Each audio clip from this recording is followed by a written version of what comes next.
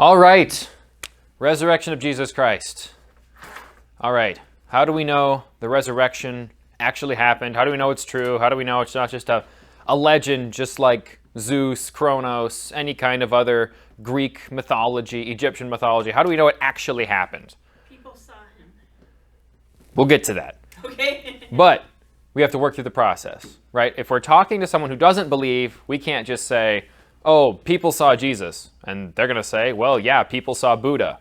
People have claimed to see Thor. People have claimed to see all these other things. So unfortunately, yes, you're right. But if we're sharing the gospel with someone, if we're sharing or trying to prove it to someone, we have to work through and actually have a process to go through. We have to make sure we're not steamrolling them with information. We have to drag them along step by step, right? It's a step-by-step process. Alrighty, so why is this important? From Paul, but if there is no resurrection of the dead, then Christ is not risen. And if Christ is not risen, then our preaching is empty, and your faith is also empty. Yes, and we are found false witnesses of God, because we have testified of God that he raised up Christ, whom he did not raise up, if in fact the dead do not rise. Paul basically says, yeah, if Christ didn't rise, you can all go home. Christianity's worthless. It's all worthless. You're basically, right, being a Christian and not being Jewish, you are blaspheming God if Christ didn't rise. So it's very important, obviously. Okay, extremely important. All right. So if you're ever going to spend any time on the internet, if you're going to spend any time talking to people who do not believe in the resurrection and who are not Christians, I guarantee you will see this claim. Extraordinary claims require extraordinary evidence. Okay? So basically what it's saying is, okay, if I make an outlandish claim, the earth is flat, I better have some proof to back it up. A lot of proof to back it up, right? Because it's an extraordinary claim. It is a outlandish, really big claim. So you better have proof to bring to the table. Okay? So for instance, if your friend Bob claims that he saw a man rise from the dead, will you believe him? If I came up to you and said, hey, I just saw someone rise from the dead, would you believe me? Nope. Probably not. You gotta have some proof. Exactly. You're not going to believe me. You're saying, show me the proof. Show me the evidence. Show me a videotape. Show me a recording, right? You're not going to believe what I say just because I say it. Okay? Because what's easier to believe? I'm lying or I'm telling the truth? Lying. It's easier to think someone's lying than someone rising from the dead. If something's not commonplace. Yeah, basically. Yeah, exactly. So that's what the atheist thinks. That's what the non-believer thinks. You go up to him and say, Jesus rose from the dead. Okay, you better have some proof. What, your holy book says it? Not good enough. Everyone else has a holy book and they say outlandish things. What can you bring to the table, Mr. Christian? Mr. and Mrs. Christian, what can you bring to the table? In the same way you won't believe me if I say someone rise from the dead, why should they believe you that Jesus rose from the dead? That's why this is important. Okay. Now, obviously you would require way more evidence than a simple story or a simple testimony from a friend to believe them. Obviously. Now, if your friend said, oh, the sky's blue, will you believe them? Yeah, obviously, right? You're obviously going to believe them. That's not an extraordinary claim. That's not an outlandish claim. You're like, well, of course the sky is blue, so I'll believe you. Or your friend said, oh, I saw a jumbo jet fly through the sky. You're like, oh, yeah, I can believe that. Jets fly through the sky. There's an airport, I believe it. Okay. Different if someone says, I saw Jesus coming down on a cloud. That would be a bit harder to swallow. Okay. Common, uncommon. Ordinary, extraordinary. Okay? You require more proof to believe. We'll get to that a little bit later. But if you were an atheist or you were an unbeliever, why would you believe religious fanatics who have been dead for thousands of years, right? You as Christians, why would you believe religious fanatics, zealots, that have been dead for thousands of years, that have never heard of science? Why would you believe them and not your friend Bob?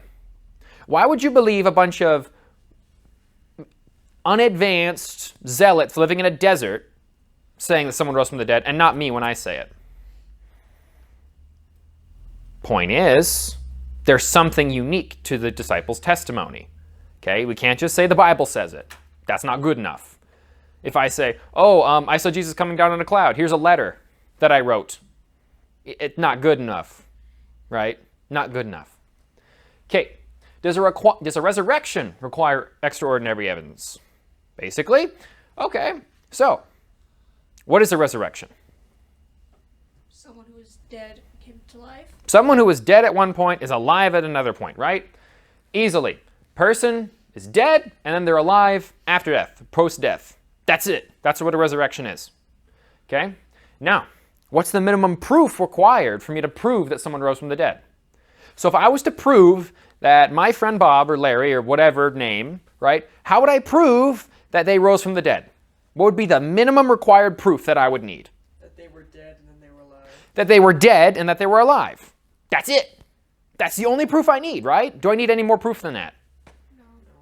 No, because if I prove that they're dead, if their heart's not beating, if their brain's not functioning, if their nerves aren't firing, if nothing's going on there, they're dead. People do it in the medical field every day, thousands, millions of times. They do it year-round. They know the science of when someone's dead, not extraordinary.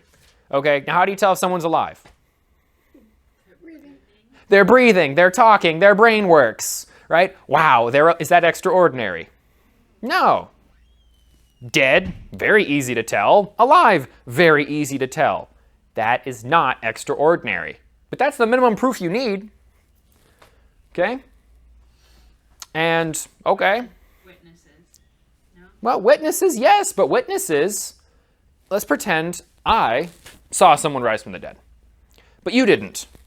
Okay, you have no proof. You have not witnessed it. I witnessed it, but you didn't witness it. Okay? I can be completely convinced that someone rose from the dead, but you would have to rely on what? My testimony. You would have to believe what I'm saying because you didn't see it. Right? You didn't witness it. See, that's where it's going to get difficult. Okay. The details, sure, but I can make up a bunch of details about my friend Larry or Bob rising from the dead, right? That still doesn't make it believable, right? You're still not going to believe me. I can have this elaborate story, right? Still, like, I can make this elaborate story of how the government and NASA and everyone is making this big conspiracy that the Earth is flat. I can make a humongous story in theory, but you're going to look at me and say, yeah, you better go back to school, right? See?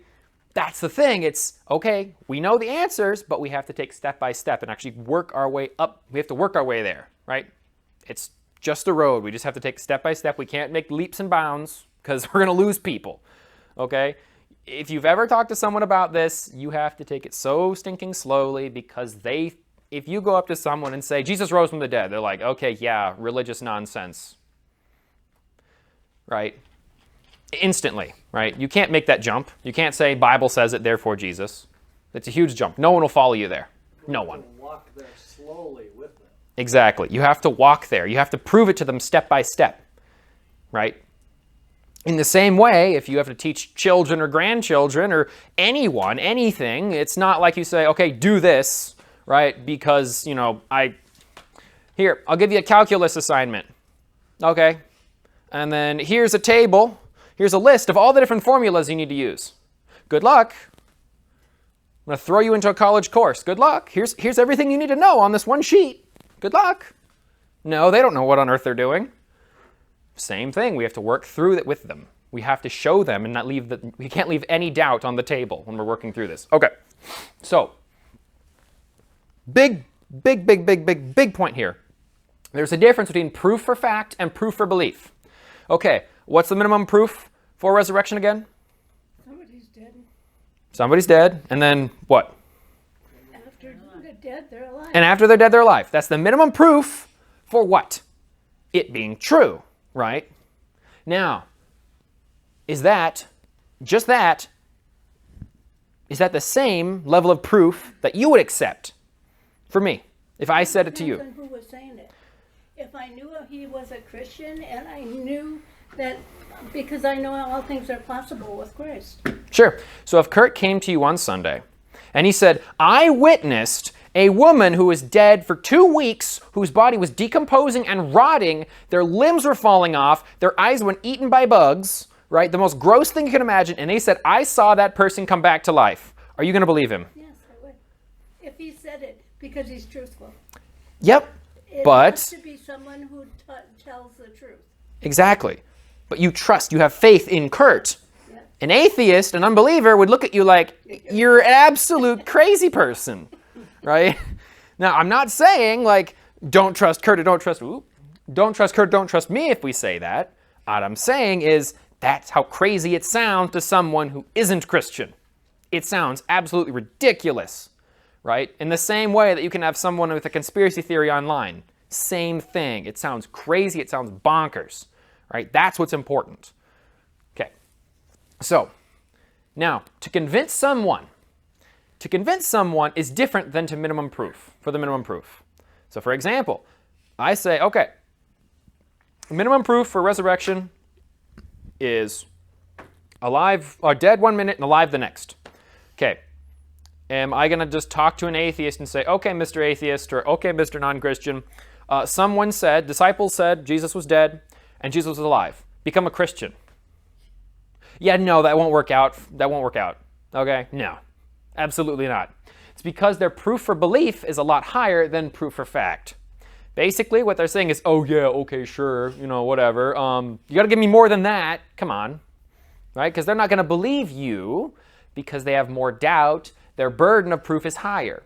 For example, right? If I would come to you and I'd say, here's why the Bible's true, right? And you're like, oh, I'm a Christian. I already believe the Bible's true. And you're like, okay, that makes sense. It's really easy to understand. If I go to an atheist, I'll say, here's the Bible's true. Are they going to believe? Probably not, okay? The Holy Spirit has to work on them a little bit, okay? Probably not. It's because they need more proof for them to believe than you to believe, right? That's the difference. Okay, in the same way, for something to be fact and for someone to believe it are two different things. Okay, there's plenty of proof out there that the earth is round. Okay, but there's a lot of people who reject it because they won't accept the proof, because their belief, they require extreme amounts of proof, unreasonable amounts, crazy amounts, because they just won't accept it. It's because they don't want to believe it, right? Or they have a really high burden, a really tall mountain you have to climb to get there to prove it to them. Okay, I actually had a relative of mine say, okay, I will believe in God if he grows out an arm in front of me. If I see an amputee grow out a limb in front of me, then I'll believe. Do we need that proof to prove God exists? No. Do I have to grow out someone's arm to prove to you that God exists? No, I don't. That burden that my relative gave is way higher than what needs to be. It's ridiculously high. Okay? Does it still prove it? Yes, but it's way higher than what it needs to be. Okay? So as Christians, what you need to do is bring it down. And we're going to show you how to do it here. Okay? I already covered that. All right. Burden of proof. So burden of proof, I've been saying it a lot. It's basically a threshold or finish line one needs to reach to prove that something is true or believable. Okay? Now, everyone has different burdens of proof. Okay, I already went all through that. Sorry. Okay, what is easier to believe? Okay, here's the kicker. This is what you need to think about when you're talking to someone about the resurrection. What's easier to believe? That Bob witnessed someone rise from the dead, or that he's lying? It's easier to believe he's lying. Yes, so what's someone going to believe when you're talking to them about Jesus' resurrection? Hey, is it easier to think that this is a religious nut who listens to their pastor, or that that Jesus actually rose from the dead? It's easier to believe that you're a religious nut. It's easier to believe that, right? Because it's easier for me to believe my friend saying a jumbo jet flew through the sky rather than Jesus coming down in a cloud. Much easier to believe. Same thing, right? Now, assume that Bob cannot lie. Is it still easier to believe that Bob honestly thought he saw someone rise from the dead, but he was mistaken? Right? So maybe he wasn't lying, but maybe he just didn't know what he was seeing, or that he actually rose from the dead. What's easier to believe? I would still think that, yeah, maybe Bob, maybe you're not lying, but you must have, had something in your eye. You must have hallucinated. You must have been crazy. You're mistaken. The person was unconscious. They weren't dead. Yeah, maybe they were on drugs. All right? It's easier to believe that than someone actually rising from the dead. I would say. Much easier to assume that Bob, even though he's not lying right now, maybe he was mistaken. Maybe he honestly thought that, But in reality, it wasn't the case, right? In the same way with Kurt. Maybe Kurt really thought he saw someone rise from the dead, but he may have just been mistaken, right? That's still easier to believe for a non-believer than someone actually rising from the dead. That's still easier to believe. Now, further assume Bob cannot lie. He's extremely skeptical, so he wouldn't be misled. Okay. Is it easier to believe that he is wrong somehow, anyway, or that someone actually rose from the dead? This is the atheist's dilemma. Sure, Bob cannot lie, and sure, he's skeptical and he's super smart, but it's much easier to believe that somehow, some way, he was mistaken rather than someone actually rising from the dead. That's easier to believe for a non-believer. That's the problem, right? This case, obviously, Bob's lying. This case, obviously, Bob is mistaken. This third case, still easier to believe for a non-believer that something may have happened. Maybe it was a combination of lying on drugs, wanting to believe it out of grief, right? Maybe a bunch of different things combined to make this 1 in a billion chance. They will still believe that than Jesus rising from the dead. That's what we're up against as Christians. That's why it's much more complicated, right, than just simply saying Jesus rose, because they're like, okay, I've heard this a million times, give me some proof. Now we're going to start getting into the proof. Okay, it's easier to believe in a resurrection if you see it with your own eyes than believe someone else's testimony. Okay, but who in here witnessed Jesus rise from the dead? No one, obviously. Okay, otherwise you'd be over 2,000 years old. Okay, oh no, actually about 2,000 years old, just about. A little less, maybe. Regardless, right? The only proof you have, that you have as Christians, is relying on the disciples' testimony. That's it. You're believing someone else's word. That's it. You have no other proof for the resurrection. That's a problem. For a lot of atheists, for a lot of skeptics, that's a huge problem. Imagine But there's a lot of miracles in this world that has happened to you and you have seen. As Christians, obviously, yes, absolutely. But with an atheist, oh, maybe I just had maybe I've had good karma for the day. Maybe it was just my lucky chance for the day, right? They're not going to believe in miracles, because if they believe in miracles, they have to believe in what? God, right? Jesus, any religion. So yes, for us, that's true. You're 1,000,000,000% correct. But for someone who doesn't believe in those things, they don't see it. In the same way that they can wear sunglasses and they can't see certain, if you have on special sunglasses, it blocks out certain lights, right? You can't see blue or red or green. In the same way, they don't see the miracles and supernatural things in their life. Same thing. You have to show them, right? And that's the problem, right? As Christians, I know I've been guilty for this for a long time. It's you assume everyone's in the same boat as you. You assume that they believe the same things as you. They don't. Trust me, on the debate team, I found that out the hard way. Oh, I don't even want, one of my debate friends, oh, I would never want to go to heaven. Why? Because I just sit on a cloud all day. That sounds boring. That's what he believes. Is that the truth? No, but that's what he believes. That's what we have to work with. Atheists don't believe in supernatural, so we can't use that unless you can put it right in front of their face and say, here's a limb that grows out. It's hard. It's extremely hard. But that's why we have to go, and that's why we're nearly there. We're nearly to the proof part. I'm sorry, it just takes a long time to get there. All right, so testimony adds another layer of doubt. Because like I said, if you see a resurrection, you will probably believe it because you're like, I can see it, I witnessed it, I saw the person dead, I see them alive. Okay, but with testimony, you're relying on what someone else said. And like we did with that little experiment, is it easier to believe the person's lying or that it actually happened? Lying, obviously, 100%. It's easier to believe that, okay? Regardless of it being true or not, that's what we have to deal with. We have to defend testimony. We have to say, okay, why should we even believe the disciples' testimony? That's the Christian's job. That's our goal with the resurrection. Okay. So someone else's testimony, right? So if you see it with your own eyes, maybe it was an illusion, trick, or some secret technique, right? Like a magician, right? You can still be deceived if you see it with your own eyes, but a testimony, that opens up the doors to conspiracy, lying, trickery, a whole bunch of other problems that can arise when you're trying to share with someone, a testimony or anything, right? If you've ever seen any crime show, you will find out very quickly that the lawyers try to dismantle, right, the person who saw the gunman in the alley. They will try to dismantle it. Like, how do you know their face? It was dark outside. How do you know what they were holding? How do you know the clothes they were wearing, right? They'll just completely, it's like, are you sure? Could you be wrong? Oh, you could be wrong. Well, I guess there's reasonable doubt. Case closed. Just watch crime shows. It's the exact same thing. Testimony, testimony, testimony, testimony, right? You are the good lawyer defending the disciples' testimony on the stand. The atheist is the prosecuting attorney who's like, okay, this is ridiculous. So you have to defend against what they're going to say. Okay, so only testimony. No one has experienced the resurrection of Jesus. Okay, we only have the disciples' testimony. So here are the 2 steps. Here we're getting to the good stuff now. Here are the 2 steps to prove the resurrection. 1, we have to prove that the disciples weren't lying, that they weren't being tricked, that they weren't hallucinating, or whatever other case is with their testimony.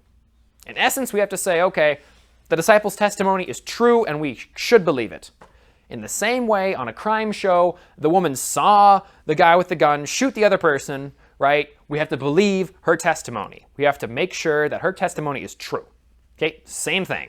Okay? And the second thing we have to know is that a resurrection is possible. Okay, so how do we know the disciples' testimony is true? Okay, so here's the burden to prove a testimony. 1, the person has to have no motivation to lie.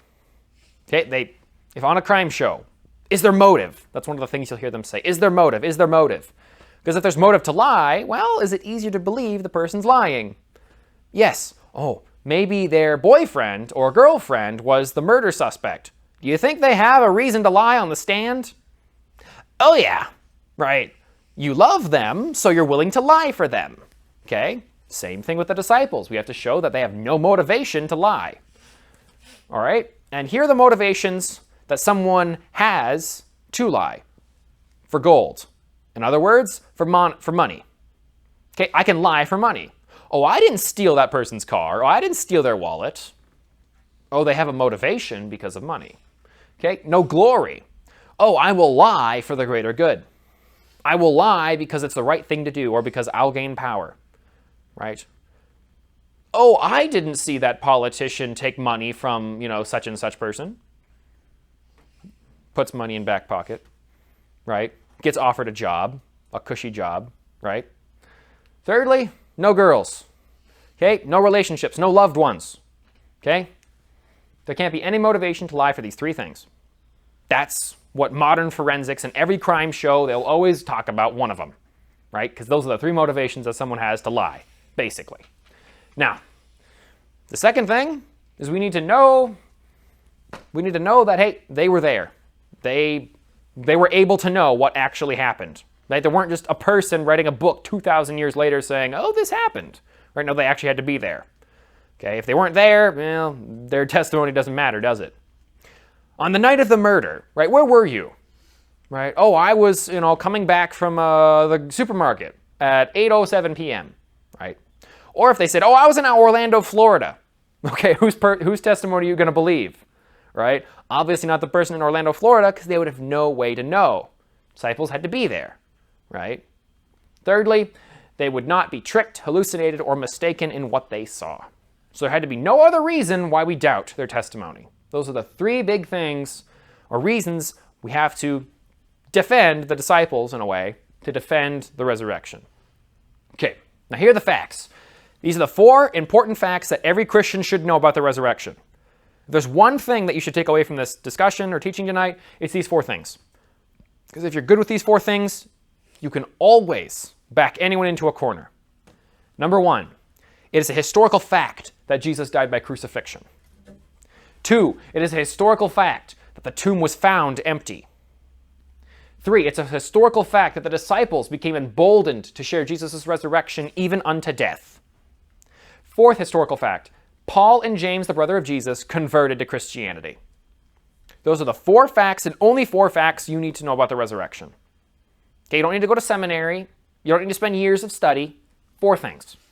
This is agreed on by nearly every New Testament scholar, period. Atheist or Christian. They all agree that these 4 things. Now, do you see on there that the resurrection actually happened? No.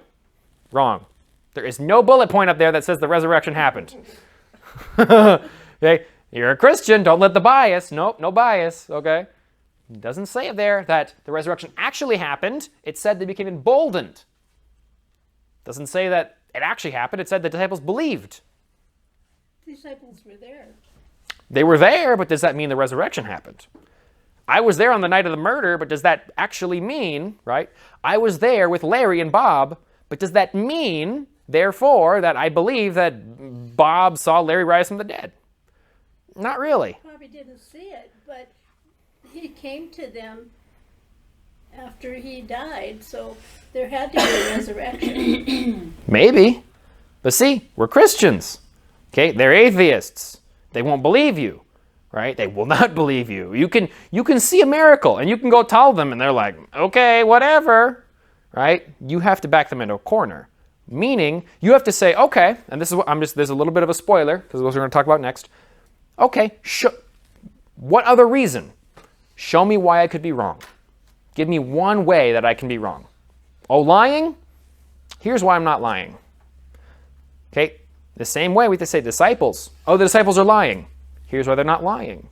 They must have hallucinated. Here's why they're not hallucinating. Right? You have to be the one to say to them, okay, if you don't believe me, prove to me why I'm wrong. Prove to me that I'm lying, being tricked, hallucinating, or whatever. Right? Because as Christians, we always want to use the Bible to prove it. Mm-hmm. But they don't believe the Bible. So you have to put the burden on them. You have to say, okay, if you don't believe my testimony, show me why my testimony is false. Show me. Prove it. Prove why what I'm saying is wrong. See, what we're doing is we're saying, okay, we're not defending. We are literally saying, okay, you show me why I'm wrong. I'm not going to defend the disciples.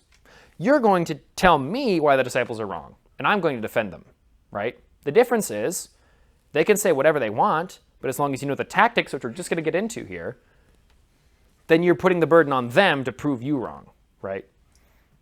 Okay, it'll be easier once I start getting into it. Okay, so everyone remember the 4 facts. What are the 4 facts? Jesus died by crucifixion. Okay, that's 1. The tomb was found empty. That's 2.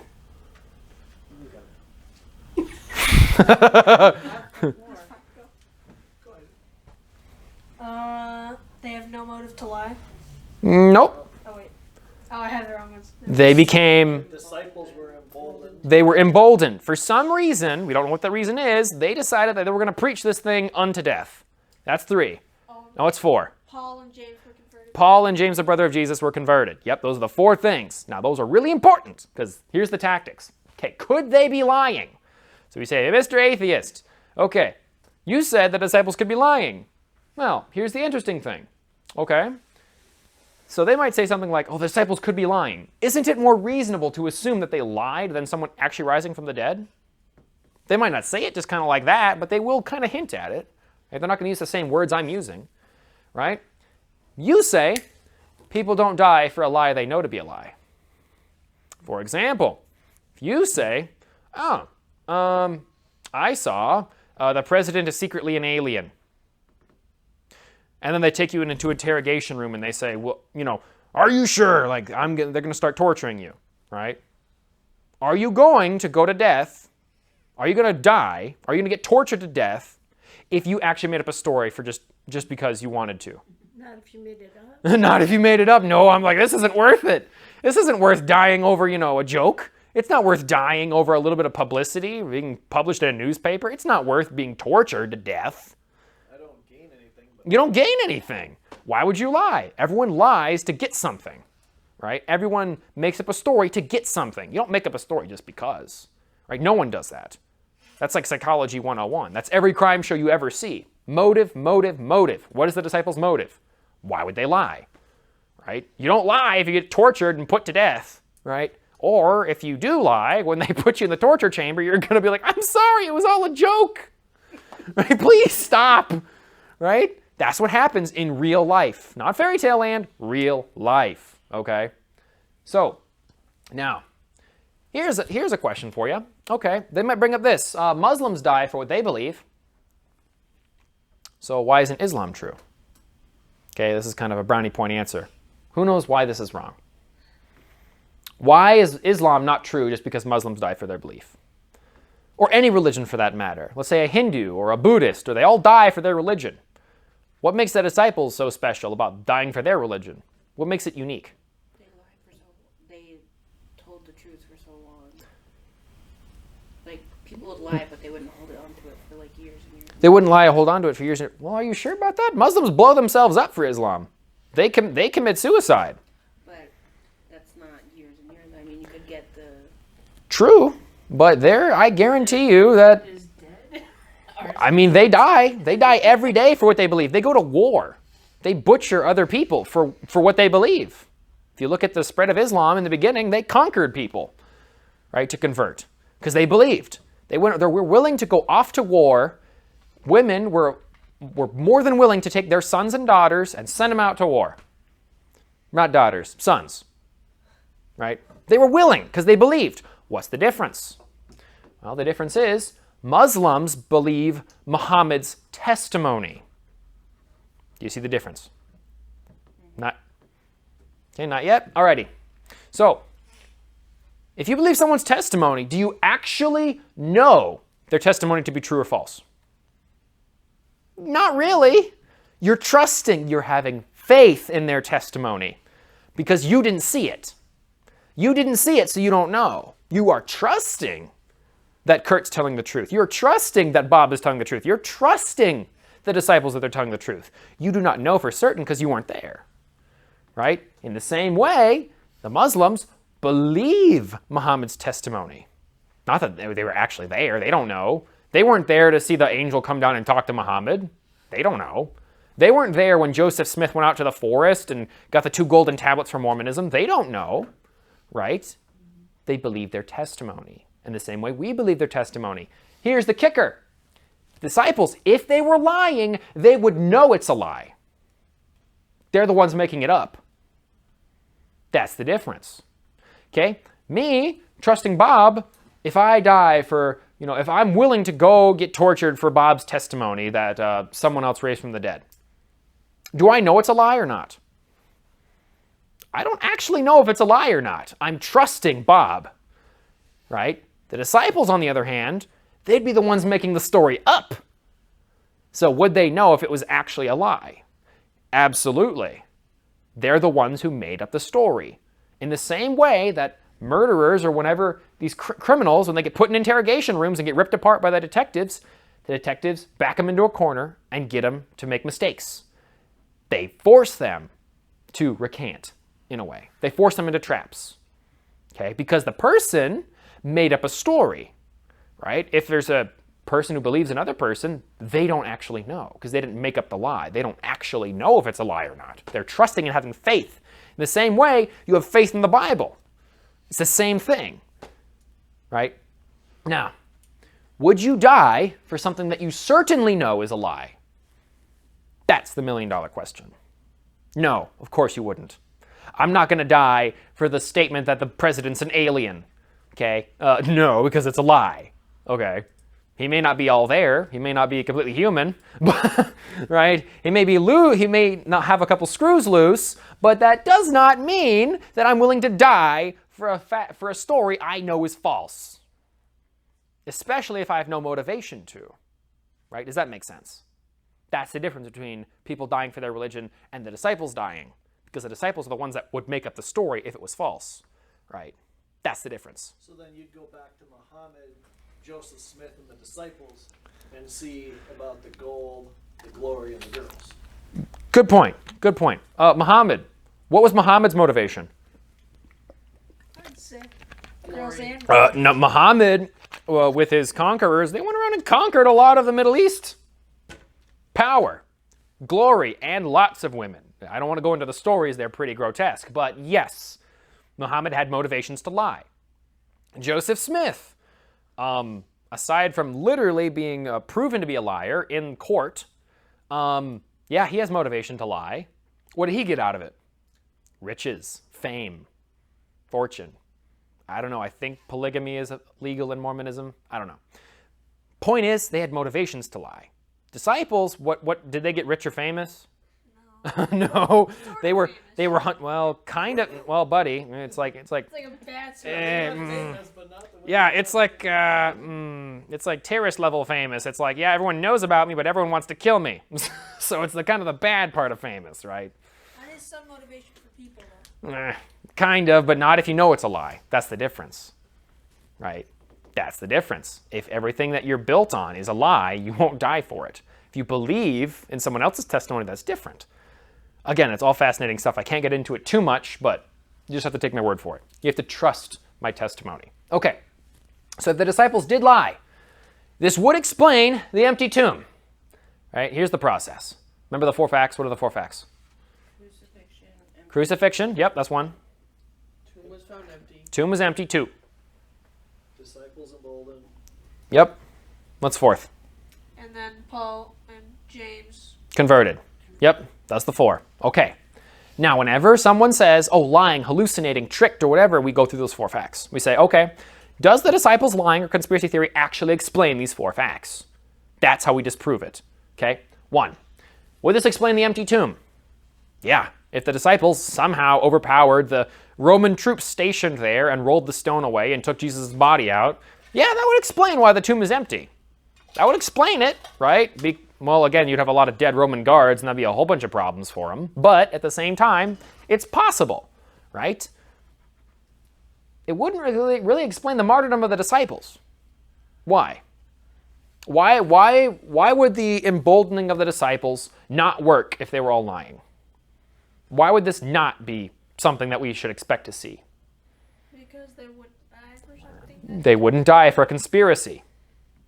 Remember, the Jews believed in a Messiah that would deliver them from Rome. They had no motivation to lie.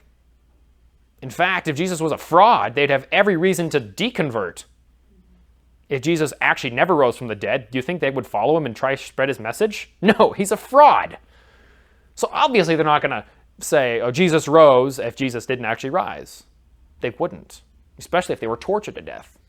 Okay? It wouldn't explain Paul or James' conversion. If there was a conspiracy and the disciples somehow overpowered the Romans and stole his body, do you think Paul or James would have converted? No, absolutely not. Why did Paul convert? Who knows why Paul converted? What was that? Saul, right? Yeah, Saul, sorry. Yeah, Saul converted. Paul was the result. Yep, good catch. Thank you much. He's blinded. He was blinded. He had some kind of experience that said, okay, I am basically a PhD doctor in terms of Judaism, right? I was tasked with hunting down Christians. What would make a person like that change their mind? You think a bunch of disciples spreading a fake conspiracy theory? You think that would convince him? No. That's who he was killing. Yeah, that's who he was killing. He had every reason to not believe them if they were telling a lie, right? Right? Paul and James, they didn't care if the tomb was empty because James knew Jesus. And he's like, this guy, my brother? I'm not sure you could say he's the son of God. That would be weird. I knew him my whole life. He picked his nose, right? Paul, or Saul, no motivation. There's no reason for him. So he gave up his entire life to believe this thing that was being persecuted. No reason why Paul would convert if it was a lie. He lost his glory and his gold. Yeah. Saul lost his glory, gold, and I'm not sure if they would even take wives at that time. Point is, there's no motivation, right? So could they be lying? Doesn't account for the 4 facts. Therefore, the resurrection cannot be a conspiracy. It does not fit the facts. Remember, detective. We're detectives in a courtroom. The facts don't add up. Therefore, can't happen. Witness dismissed. Go away, you're lying. Right? Still stands. Okay. Could they be tricked? Could Jesus have survived the resurrection and falsely claimed that he rose from the dead? Or could someone have been an imposter? Right? This is a lesser known. People don't really talk about this as much, but it's still out there. You'll still see it sometimes on atheist websites. Okay? this would kind of explain the empty tomb. Because if Jesus somehow like survived his brutal like beating and crucifixion and being stabbed and somehow got up out of the tomb, rolled like a ton stone away and then overpowered Roman guards and slipped away, it's possible. Right? I argue that'd be more miraculous, right? But at the same time, it's still possible. It's possible, Mr. Atheist, but it really wouldn't explain the disciples' martyrdom. It really wouldn't. Jesus would come limping into the room, bleeding and broken. It's like, I rose from the dead. Yeah, sure. Uh-huh. Yeah, okay. Mr. Son of God. Yeah, okay. Where's that healing power, right? No, they wouldn't believe it. Of course they wouldn't believe it. That's ridiculous to think, right? It wouldn't explain Paul or James' conversion, right? Oh, James, I'm the Son of God, as he sits there limping with broken bones, right?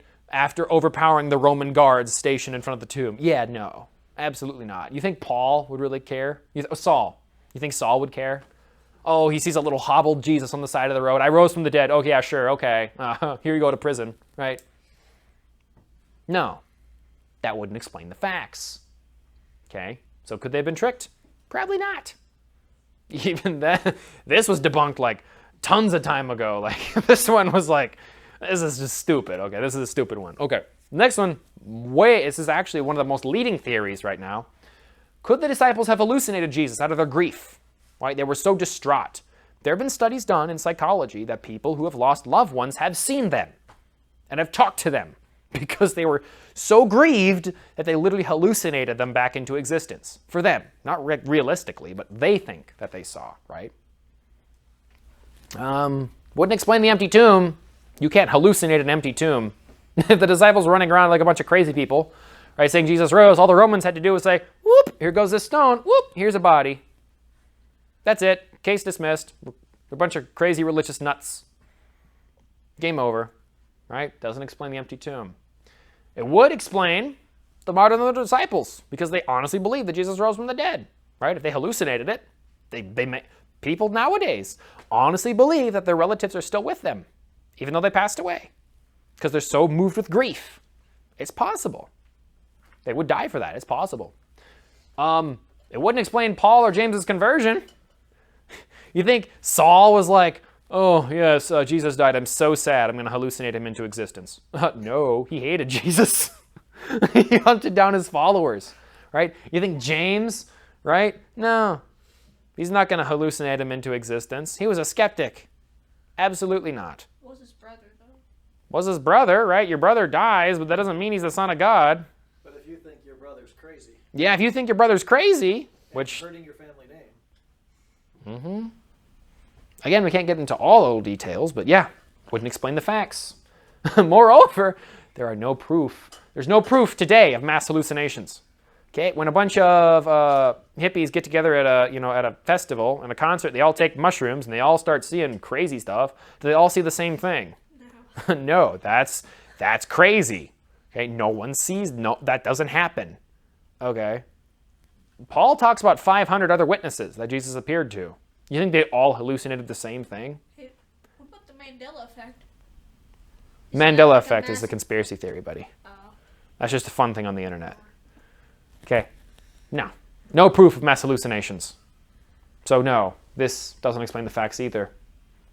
Point is, if you're ever talking to someone who doesn't believe in the resurrection, you have the 4 facts, you say, why? Why is their testimony wrong? Prove to me their testimony is wrong.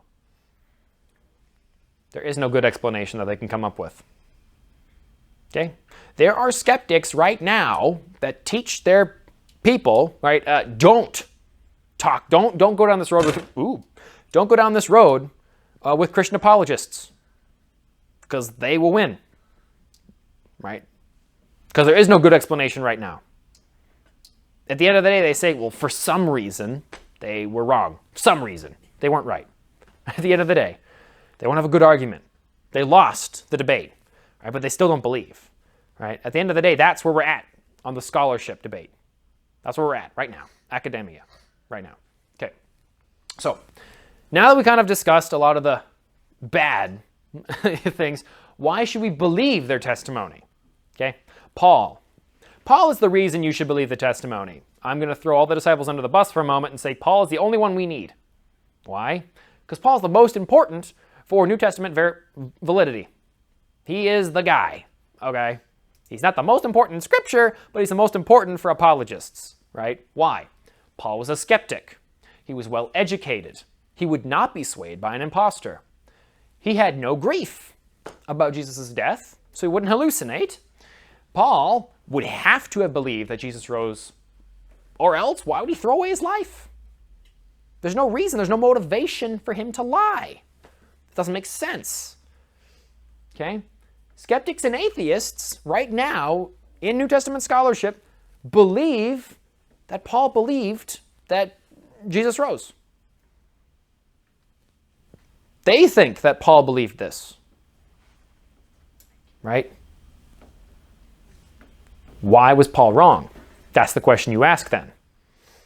If everyone believes that Paul was right, that he believed, not that Paul was right, that Paul believed what he said. He wasn't lying. He wasn't deceived. He wasn't hallucinated. He was a scholar. He was a smart dude. He wouldn't have been hallucinated, right? With all these things, why would Paul lie? How could he be wrong? Prove to me, Mr. Atheist, Mr. Non-Believer, why Paul's wrong. Don't give me a good answer? Well, that's a bummer. Let's go back to the beginning. Can supernatural events occur? Yes, because first session we talked about God's existence. If God exists, supernatural things can happen. Full stop. Can't argue with that. The creation of everything is a miracle because it's all a physical reality out of nothingness. Okay? Miraculous event. So obviously miracles can happen. The proof doesn't need to be extraordinary. Mr. Non-Believer, I don't believe your claim that extraordinary events require extraordinary evidence. Why? Because I don't need that.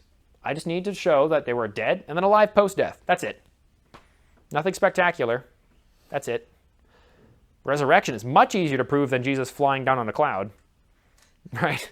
I need a videotape for that. For this, I just need to know he's dead and then alive. That's it. Okay? There's no good reason to reject Paul's testimony. Of course, they will reject it nonetheless, because if they didn't reject it, they'd be Christian. So obviously, they have to reject it for some reason, right? But there's no good reason. That's the kicker. No good reason. No valid reason. Okay. Now, instead, we should say, okay, there's no good reason. What should we expect to see if the resurrection actually happened? Because saying, okay, you still don't believe me, Mr. Non-Believer. Okay. We'll put that all aside right now. Okay, what should we expect to see, right, if this actually happened? What should we expect to see? Well, we would expect people to proclaim the truth without motivation for ill gain. If some miraculous event happened, if you saw someone, literally a decomposing body on the side of the road, get up and start walking down the highway, you would start telling everybody, you're like, this is crazy, right? You're like, I'm just saying what I saw, right? I don't, like, I'm not doing this to get rich and famous. I'm just saying, like, there's a dude who was dead. He got up and walked away, right? We would never see people recanting. Not one recorded testimony of the disciples ever recanting. Not one. There's not one documented instance. No recanting ever happened. Well, we would expect to see we should expect to see skeptics and opponents of Christianity converting. If Christianity is a hooky spooky with no proof, no miraculous events, no supernatural anything going on, should we expect to see Paul and James converting? We should see skeptics and opponents of Christianity converting. What good reason do they have to convert? Maybe it's because Peter's shadow healed people, right? Maybe there was something that convinced these people. There shouldn't be any coercion conversions. They weren't threatened. Believe or die. Like Islam. Believe or die. Well, I guess I got to believe now. There was none of that for Christianity. They were the ones being put to death. They were the ones being threatened, right? They didn't go around threatening people, right? Look at Islam. Perfect example of coercion conversions. It's a tongue twister. Yeah, they weren't threatening people. They were not the ones in power, right? Back then, you could believe that this person is actually a Christian because if they weren't, or if they were a fake Christian, they would instantly recant. when the going got tough. Okay? It's easy being Christian when you're not persecuted. It's easy to go to church on Sunday when you don't get, put to death, right? I guarantee you, if the government tomorrow outlawed Christianity and put any Christian that went to church to death, church attendance would drop by a good 90-95% easily. Okay? Back then, they didn't. They didn't stop. It was growing. We should expect to see that if the resurrection actually happened. If there was something going on, that's what we'd expect to see. Conclusion.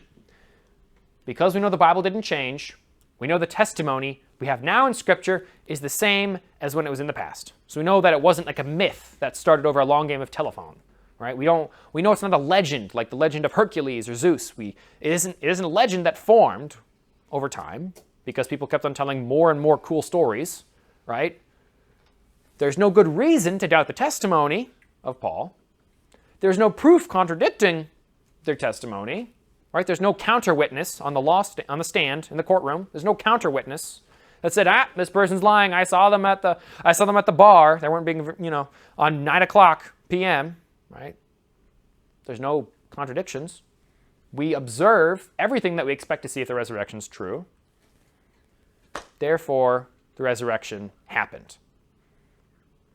If it didn't happen, give me a good reason. Give me one good reason why I'm wrong somewhere.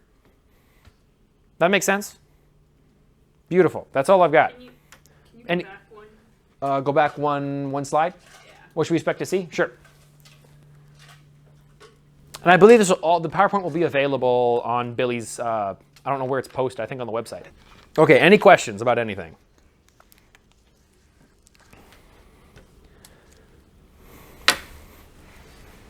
What are the 4 facts? Paul. You don't get to talk. You two don't get to talk anymore. Hey. What are the 4 facts? Okay, Schmidt. What's fact number 1? Crucifixion. What's 2? Empty tomb. Empty tomb. What's 3?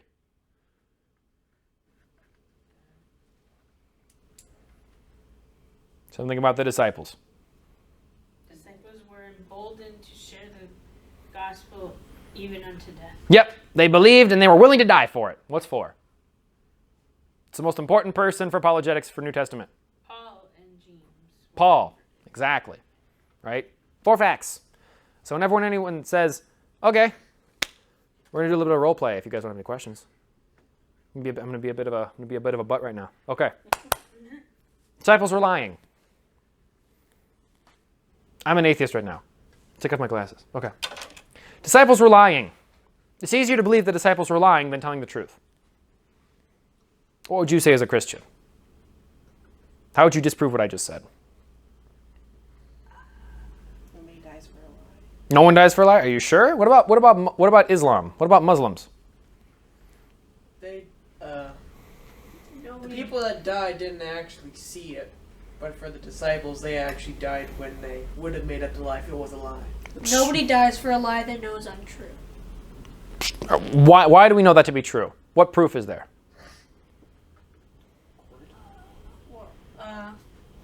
Would you die for a lie that you knew was untrue? Would you die to lose everything? No, that's stupid. Disciples obviously wanted something. They obviously thought they would get something out of it. Well, they didn't. But after they saw other disciples lose everything and die, then you know you're not getting anything out of it. So then you would change your mind. And the Apostle Paul had no reason to lie. He was killing Christians. True, but what if Paul was crazy? Who's to say that Paul wasn't crazy? And how do you get in this position? Skeptics and atheists He was all educated. said that he knew what he was talking about. Like, Believed what he was talking about. So are you saying that Paul was crazy? I think it's easier to believe that Paul was crazier than actually resurrecting. Well, he was a skeptic, so he was crazy. But you see, the 4 facts. Every time they were hallucinating, they were lying, they were mistaken. You just think about the 4 facts, you can easily debunk it. And you're like, oh, okay, that's interesting. People that are much smarter than you People that have spent their entire lives, who are non-believers, by the way, who are in your same boat, disagree with you. You have to look up the actual people. I couldn't put all the people on here that actually believe this stuff because there's so much. Like just this, like you could spend a year talking about this, you wouldn't cover all the bases. But yeah, atheists and skeptics, scholars say that, yeah, Paul actually believed what he believed.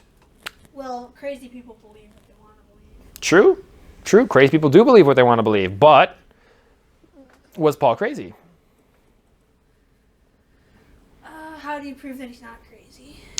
That is a great question. Because, I mean, we just use I don't know. psychology. I don't know how the New Testament scholars do that. They are, for some reason, that they can see the way Paul writes and figure out he's not crazy. But what I think is that a lot of these New Testament manuscript people actually look at the manuscripts of Paul, look at the people that Paul, that Paul tutored, right? That actually, reference that, hey, Paul's not actually crazy, right? Because he wouldn't. If they turn out crazy, then he's crazy. Exactly. Okay. They must have looked at his students and said, okay, the student's crazy. No, well, then he probably wasn't crazy, right? I don't know exactly how they come up with all this stuff, but I know that atheists and skeptics they also say this is true. So it's not like I'm the only one saying it. Or not that Christians are the only ones saying it. The atheists and non-believers also say the same thing. They just don't believe that he was actually telling the truth, right? That's the only difference. Any other questions?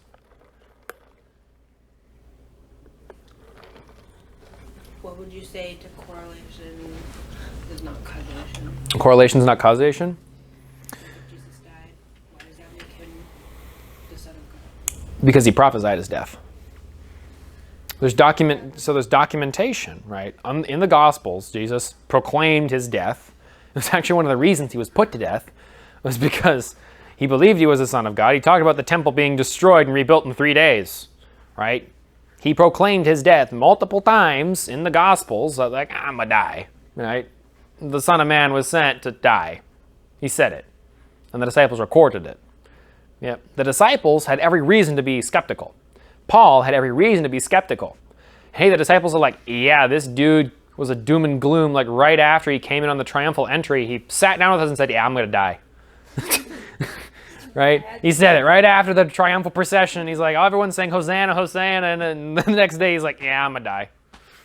Right? So I'm just going to die on a cross. So correlation, causation, well, someone rose from the dead, right? The testimony. Again, it all comes back to the testimony and the 4 facts.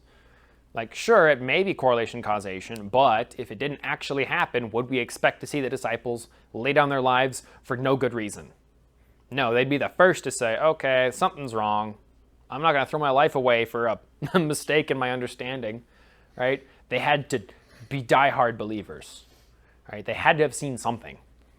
That's what everyone can agree on, that something happened. We don't know what that something is, if they're an atheist or non-believer, but they'll think something happened. Because no one throws their lives away for no good reason. Yes? So once you maybe get them to start agreeing with you, don't they need to understand why Jesus died and was resurrected? At first, no. At first, no. At first, no. That's what I would say. So basically, okay, you can talk about the gospel, right? But you have to really make sure that you've nailed it, completely all the way home. Because saying that Jesus died and rose for you is like, okay, that's great, but did Jesus actually die and rise again? Right? It's more like saying, okay, Jesus is God. What he says goes. So can we agree on that? Yes. Here's the gospel. Right? Otherwise, it's just to pick your own religion ice cream. Pick whatever makes you feel good. No, if it's true, I'm sorry, but it's the law. It's fact. It's no longer an option. I love you and I care for you, so if it's true, here's what you got to do, right? Because it's not my opinion. It's not my pick my own flavor. It's not my favorite religion. It's not why I'm saying it. I'm saying it because it's true. And if it's true, other things Jesus said is true. And you know what other things Jesus said is true? If you live your own way, things are not going to turn out very good for you. This is him saying it. But if he's really the Son of God, here's the book. Here's what he said. You better read it if he's the Son of God. But, and when you were talking about your approach, though, the one thing I disagree just a little bit with Luke Go for it. is if the Holy Spirit is saying this is the route to take with this person, which Right. could just be a guilt of how they're acting, or the Holy Spirit. I mean, Yeah. so this is a great tool like all the other tools, and when we're armed with them, the Holy Spirit has more to work with us on. So Yeah, I'm not saying that it's the only way to do things, and it's not even the most effective way to do things. The most effective way to do things, you pray over them and you're like, whoa, something's going on. Okay? That's the best way. Okay? they have their own test. Yeah, they have their own testimony, like, oh, wow, like, that's, ooh. Right, that's the best, right? I'm simply just giving a different tool, like he said. A different tool in your tool chest, right? In the same way that verses can't come to your mind and share them if you don't ever read the Bible, right? You can never use these approaches if you don't know about them, right? In times of trouble, the Holy Spirit can't remind you of Bible verses if you've never read the Bible. He's not, what's he going to pull from? Nothing. He's going to pull from what you know, right? Not that there are limits on the Holy Spirit, but that's just how things work. That's how human brains work. Our limits. It's our limits, yes. You're having trouble with a math problem and someone just says some random math term, you're like, I don't know what you're talking about. Exactly. Like if I can try explaining trigonometry to you right now, you won't know anything I'm talking about, right? Because you don't have the knowledge to actually understand what I'm saying. All right. If you say, here's the blood and body of Christ, what's an atheist going to think? Cannibalism. These people cultists? Are these people cannibals? Like, what's going on? Like, blood and... no, thank you. I'll pass. Right? It's because they don't have the information to know. Right? So, yeah. Don't ever think that I'm saying this is the only way. Heavens no. Okay, Billy Graham had a much greater impact. He did not say any of this. Right? So, don't think this is the only way. This is just a way. It's a way for the Western world right now with a lot of our schools and universities. It's a way that has worked and is working. So